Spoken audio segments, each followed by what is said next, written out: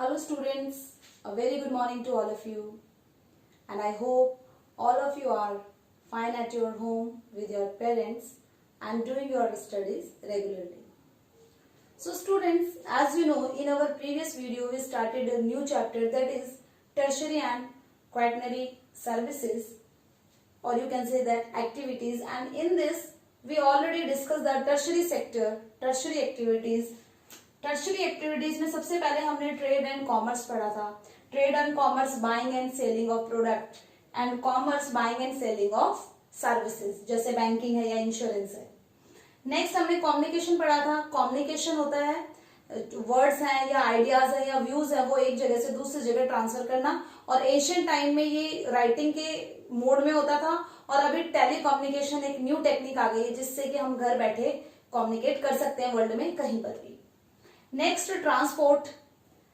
Transport means carrying of people and goods from one place to another. एक जगह से दूसरी जगह कैरी किया जाता है. इसका क्या इंपॉर्टेंस है? इकोनॉमी रुक जाएगी अगर ट्रांसपोर्ट नहीं होगा तो. And last one is services. So we already discussed the trade and commerce, communication and transport. So today we are going to start our session with the explanation of services. Tertiary sector में different level की services provide की जाती है. सो अब एक बार देख लेते हैं. Law and order services. Courts में जो भी एक्टिविटी हो रही है, जज हैं या जो लॉयर हैं जो एक्टिविटी परफॉर्म कर रहे हैं, या पुलिस जो एक्टिविटी परफॉर्म कर रही है लॉ एंड ऑर्डर मेंटेन करने के लिए, they are include in the tertiary sector. Gardener, barber, ये वो सर्विसेज है जो फिजिकल लेबर, ये फिजिकल लेबर प्रोवाइड कर रहे हैं, काम कर रहे हैं, they are in tertiary sector. Regulated services, वो सर्विसेज जो हमेशा चलती रहती है. गार्डनर ने गार्डन में पानी दिया, उसकी ड्यूटी खत्म. बार्बर ने जो कस्टमर आया था उसके हेयर कट करे, उसकी ड्यूटी खत्म. वहां पर काम खत्म हो गया. लेकिन रेगुलेटेड सर्विस, इनको रेगुलेट रखना पड़ता है, मतलब कंटिन्यू रहती है यहाँ पर सर्विस. कहाँ पर? Making maintenance of highways and bridges. Bridges and highways है, उनमें कंस्ट्रक्शन चलता रहता है. आप देखेंगे कंस्ट्रक्शन खत्म होने के बाद में कोई मेंटेनेंस का है या कोई मेंड करना है, कोई जो हाईवे है या कोई भी रोड है या ब्रिजेस है, वहां पर क्रैक्स है, मतलब ये काम है, ये चलते रहेंगे, रेगुलेट होते रहेंगे. फायर फाइट डिपार्टमेंट्स है, उनमें भी काम चलता रहता है. And supervising education and customer care, यहाँ पर भी काम रुकता नहीं है. सुपरवाइजिंग का एजुकेशन सिस्टम है, उसको सुपरवाइज करना, या कस्टमर केयर है, वो भी रेगुलेट होते रहते हैं. और ये जो वर्क है रेगुलेटेड सर्विस, ये गवर्नमेंट या अदर प्राइवेट कंपनीज कोई भी कर सकता है. प्रोफेशनल आते हैं टर्शरी सेक्टर्स में, जो सर्विसेज प्रोवाइड करते हैं उनमें प्रोफेशनल्स होते हैं, जैसे हेल्थ केयर, डॉक्टर्स हैं, जैसे इंजीनियर्स हैं जो कंपनीज में वर्क कर रहे हैं. मैनेजमेंट में आपका आएगा जितने भी बैंकिंग, इंश्योरेंस से रिलेटेड एक्टिविटीज हैं, they are in tertiary sector. And एक होता है CBD, central business district. Central business district एक ऐसा एरिया होता है जहां पर सारे बिजनेस एक्टिविटी होती है. सपोज ये फाइनेंशियल भी सेंटर होता है, जैसे दिल्ली है या मुंबई है, वहां पर ऐसे सेंटर्स हैं जहां पर बिजनेस एक्टिविटी होती है, तो इन्हें सीबीडी कहा जाता है. Tourism is the another activity that is include in the tertiary services. Tertiary services में एक टूरिज्म सर्विसेज भी आती है, और हमारी एनसीईआरटी बुक में बाकी सर्विसेज का इतना डिटेल में नहीं है जितना टूरिज्म में डिटेल करके बताया. टूरिज्म के कौन से फैक्टर इफेक्ट करते हैं, और टूरिज्म है वो कितने टाइप के हो सकते हैं. सो टूरिज्म पे 5 मार्क्स का, 3 मार्क्स का एंड 1 मार्क्स का क्वेश्चन बनता है. सो हम टूरिज्म को डिटेल में पढ़ेंगे. World's largest tertiary activity. अब 1 मार्क्स का क्वेश्चन तो यही बन गया कि वर्ल्ड की लार्जेस्ट टर्शरी एक्टिविटी कौन सी है? Tourism. In terms of job and total revenue, यानी कि टूरिज्म इंडस्ट्री में बहुत सारे जो लोग हैं उनको जॉब प्रोवाइड है directly, indirectly. And total revenue, जो काफी इनकम भी होती है गवर्नमेंट की टूरिज्म से. Tourism is the travel undertaken for recreation. Tourism का मतलब क्या होता है? अब आपको सबसे पहले कोई भी क्वेश्चन आएगा तो टूरिज्म का मतलब, ये लाइन आपने लिखनी है, लर्न करनी ही करनी है. Tourism is the travel undertaken for recreation. Recreation entertainment के लिए, आप अपने मूड को फ्रेश करने के लिए, एंटरटेन होने के लिए या एक गैप लेने के लिए, आप इतना बिजी लाइफ है आपकी, आपको एक गैप चाहिए, रिक्रिएशन, मूड फ्रेश करना है, एंटरटेनमेंट करना है, सो उसके लिए ट्रैवल करना, एंटरटेनमेंट के लिए या बहुत ज्यादा इजी होने के लिए ट्रैवल करने को ही हम क्या कहते हैं, टूरिज्म कहते हैं। सो ये लाइन है, ये मस्ट है, सबसे पहले टूरिज्म का क्वेश्चन आएगा, you have to write this line first of all. Growth of infrastructure, retail, trading and crafts. अब यहां पर क्या होता है देखिए, अगर टूरिज्म होगा तो इंफ्रास्ट्रक्चर की ग्रोथ होगी, मतलब कोई स्पॉट ऐसा है जहां पर टूरिस्ट आ रहे हैं तो वहां पर ट्रांसपोर्टेशन सिस्टम अच्छा होगा, तभी वहां पर लोग पहुंच पाएंगे, तो इंफ्रास्ट्रक्चर बन रहा है। कोई रिवर है तो रिवर क्रॉस करके आना पड़ रहा है तो ब्रिज भी बनेंगे, इंफ्रास्ट्रक्चर बन रहा है, बिल्डिंग्स बनेंगी, यहां पर रेस्टोरेंट बनेंगे, शॉप्स बनेंगी, तो क्या हो रहा है, इंफ्रास्ट्रक्चर, जो टूरिज्म होता है वो इंफ्रास्ट्रक्चर की ग्रोथ को बढ़ाता है, ट्रांसपोर्ट सिस्टम बढ़ रहा है। And retail, trading and craft. Retail trading होती है, आप कहीं पर घूमने जाएंगे, वहां पर शॉप्स होती है, आपने खाने पीने का सामान लेना है तो वहां पर रिटेल ट्रेडिंग हो रही है, मतलब आप रिटेलर से ले रहे हैं। जब किसी शॉपकीपर से आप कंज्यूमर कोई भी प्रोडक्ट लेता है, दैट इज रिटेल। तो रिटेल ट्रेडिंग होती है एंड क्राफ्ट भी, मतलब जो लोकल क्राफ्ट पर्संस होते हैं, वहां पर आर्टिशियंस होते हैं, वो अपना भी कोई प्रोडक्ट वहां पर बेच सकते हैं। आप जयपुर में जाएंगे, वहां पर बहुत सारे पैलेसेस हैं, महल हैं, आप वहां पर घूमने जाएंगे तो वहां पर क्राफ्ट पर्सन अपने अपने स्टॉल लगा के रखते हैं। तो craft person and retail trading है, ये यहाँ पर होती है जहां पर टूरिज्म स्पॉट्स होते हैं। Now we will read about the tourist region. Tourist region कौन से हैं जहां पर लोग जाना पसंद करते हैं। सो अभी हम यहाँ पर, वैसे तो आप, अगर आपसे पूछा जाए कि टूरिस्ट स्पॉट्स कौन से हैं तो आप अपने मन से कुछ भी लिख सकते हैं, लेकिन हम यहाँ पर चलेंगे एनसीईआरटी के अकॉर्डिंग। सो बुक में क्या लिखा हुआ है, warmer places around Mediterranean coast and west coast of India. अब यहाँ पर 2 एग्जाम्पल दिए, तो सबसे पहले हम लोकेशन देख लेते हैं, कहां पर है ये।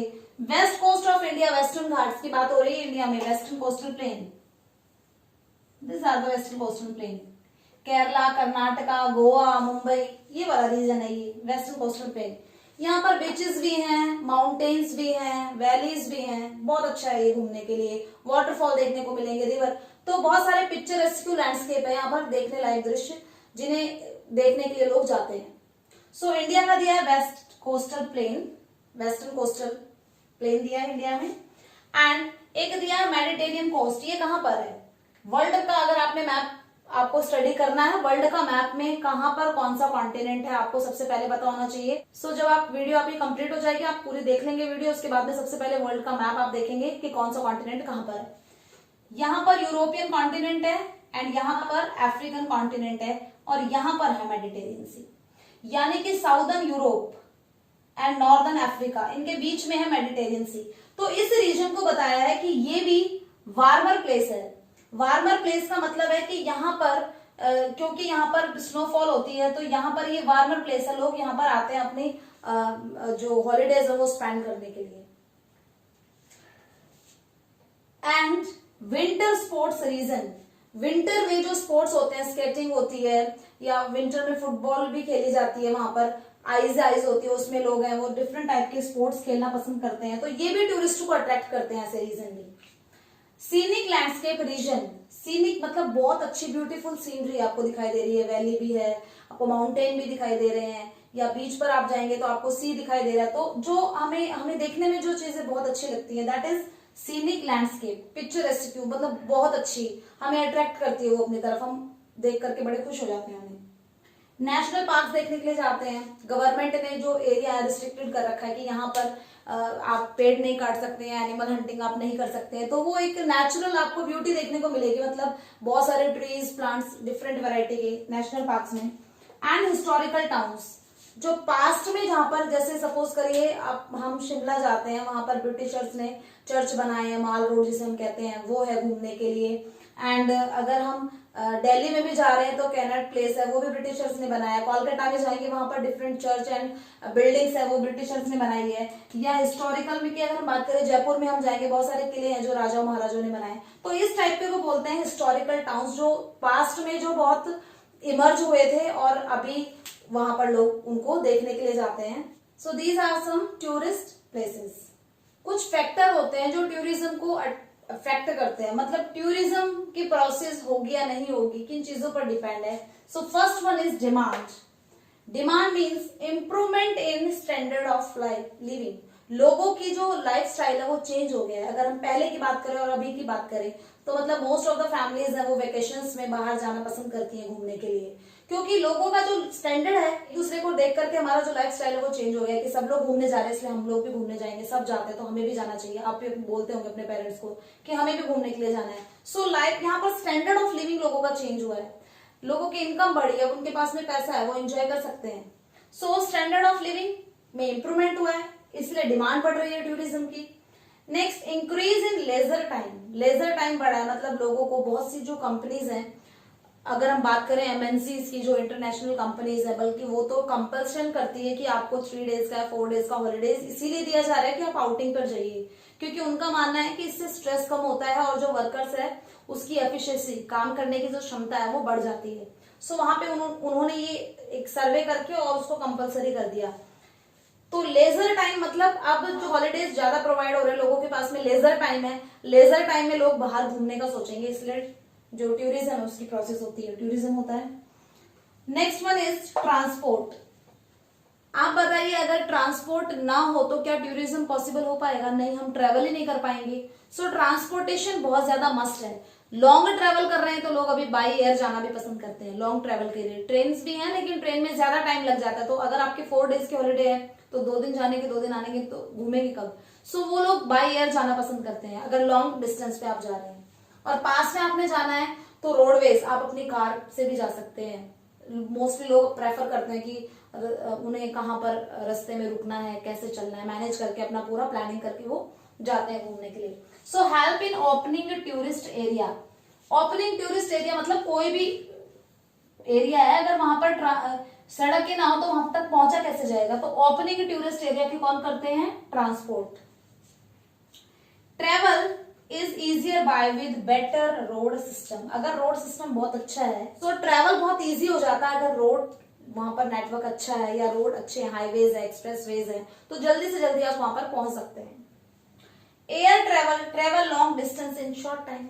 आप शॉर्ट टाइम पर ट्रेवलिंग कर सकते हैं लॉन्ग डिस्टेंस के लिए by air. And package holiday has reduce the cost of tour. अब पैकेज हॉलिडे आने लगे, मतलब कि जो पैकेज हॉलिडे मीन्स आपको एक प्लान बताया जाएगा कि 6 डेज का हॉलिडे है और उसमें आपका इतना खर्चा आएगा। आप अगर 2 मेंबर्स हैं या 3 मेंबर्स हैं तो वो रिड्यूस कर देते हैं, क्योंकि उससे भी उनको भी कुछ फायदा है।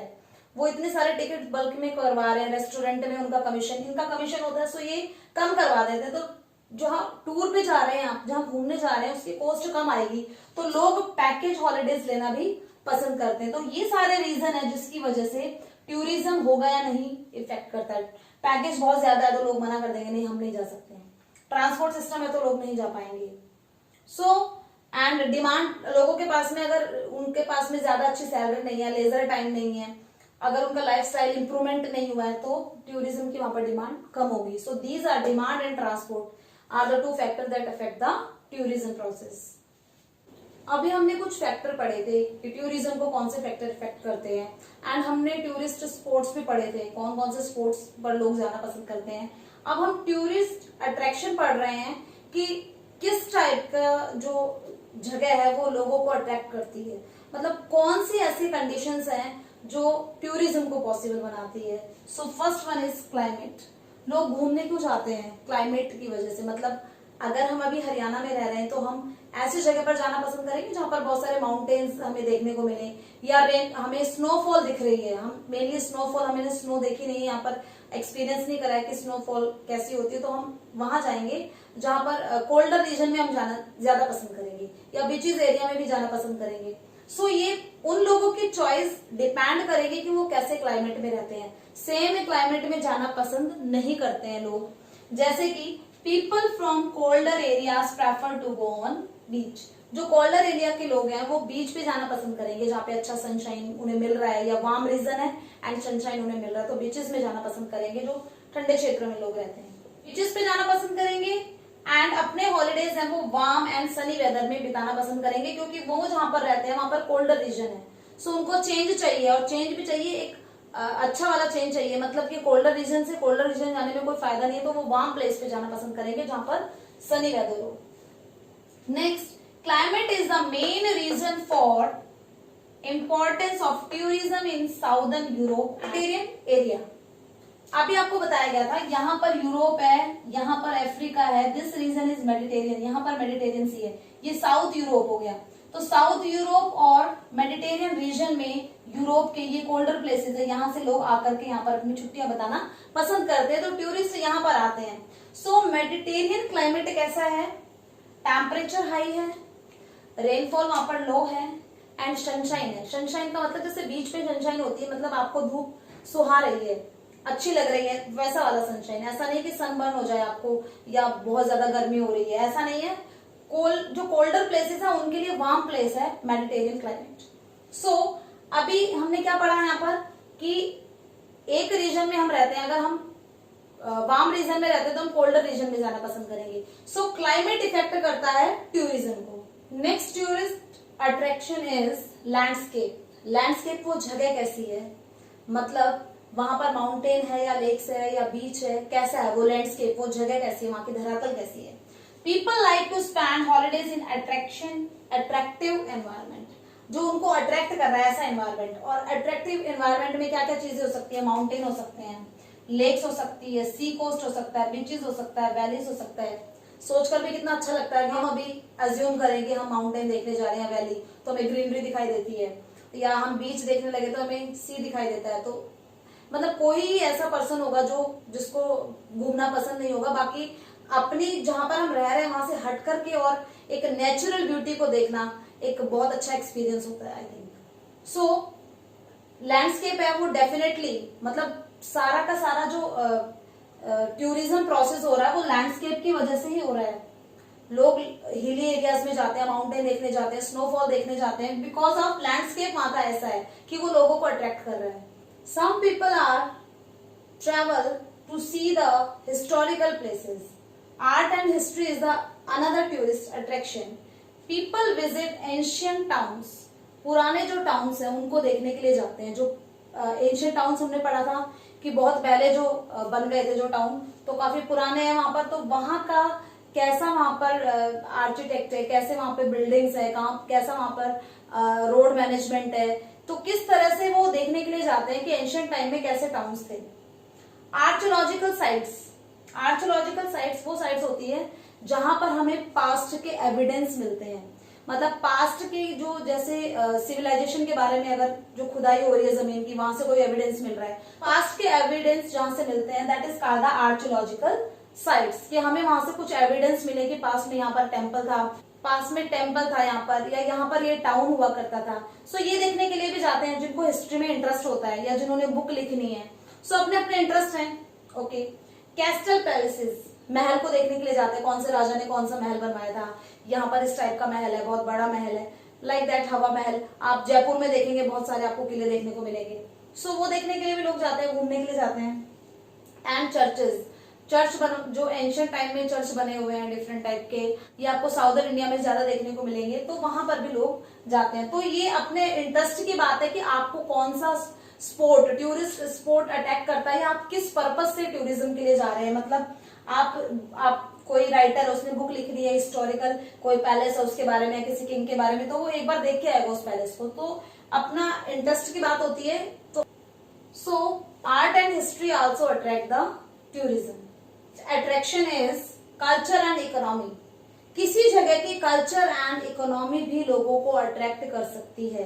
कैसा उनका रहन सहन है, कौन से उनके रीति रिवाज है, कौन से वो काम कर रहे हैं। सो ये सब कुछ देखने के लिए भी लोग जाते हैं टूरिस्ट प्लेसेस पर, एंड वहां पर वो रुक करके देखते हैं कि लोग कैसे अपना लिवलीहुड, कैसे उनके सोर्स ऑफ लिवलीहुड वो ले रहे हैं, या कैसे उनका जीवन है वो चल रहा है। Experiencing ethnic and local customs, किसी भी जगह का रीति रिवाज है, रहन सहन है, वो लोगों को अट्रैक्ट करता है। Home stay has emerge as a profitable business. अब होम स्टे क्या होता है?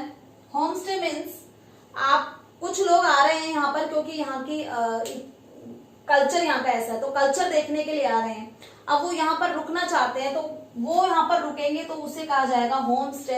एक तरह से रेंट पे जो घर दे दिया जाता है कि आप यहाँ पर रहिए, कितने टाइम तक आप पेमेंट आप करेंगे, तो प्रॉफिट होता है यहाँ पर। किनको प्रॉफिट होगा? जो अपना घर रेंट पर दे रहे हैं। सो होम स्टे एक प्रॉफिटेबल बिजनेस बन गया है।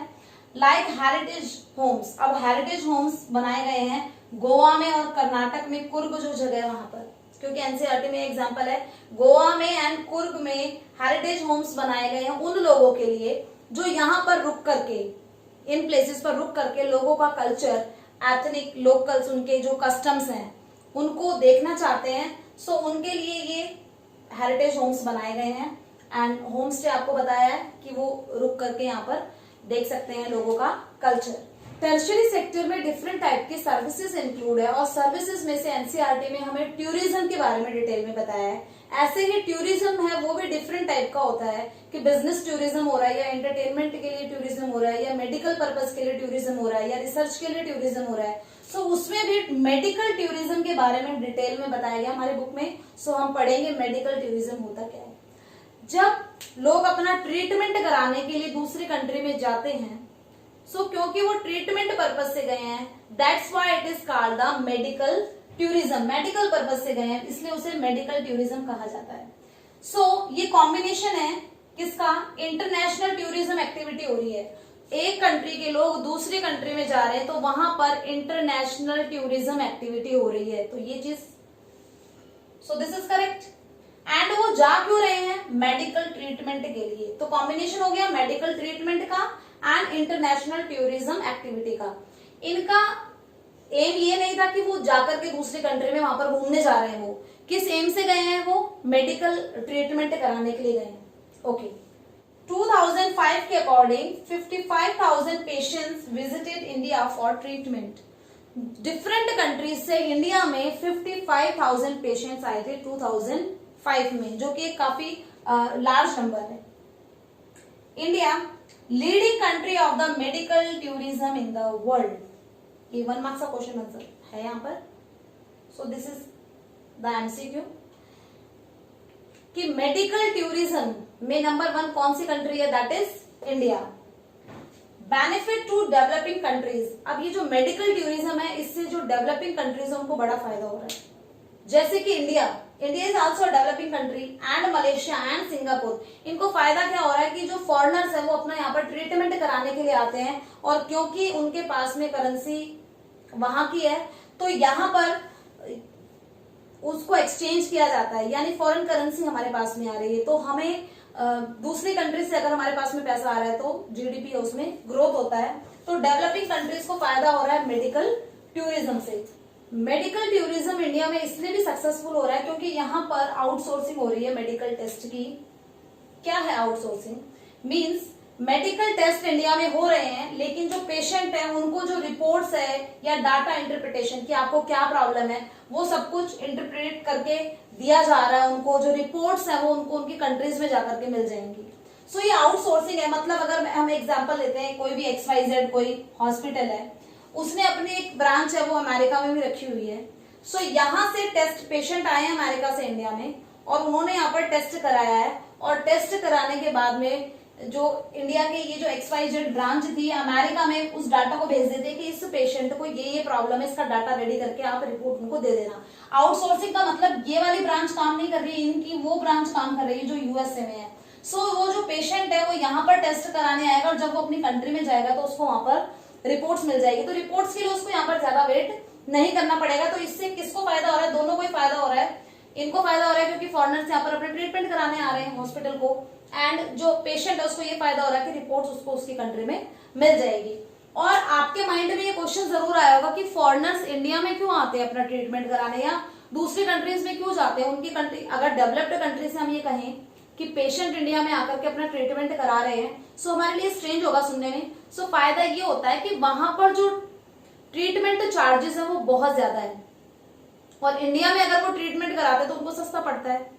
हमको फायदा होता है इसलिए हम उनका ट्रीटमेंट करते हैं, और उनको ये फायदा है कि उनको जो उनका जो पैसा है वो कम लगेगा ट्रीटमेंट में, इसलिए वो अपने कंट्री से यहाँ पर आते हैं।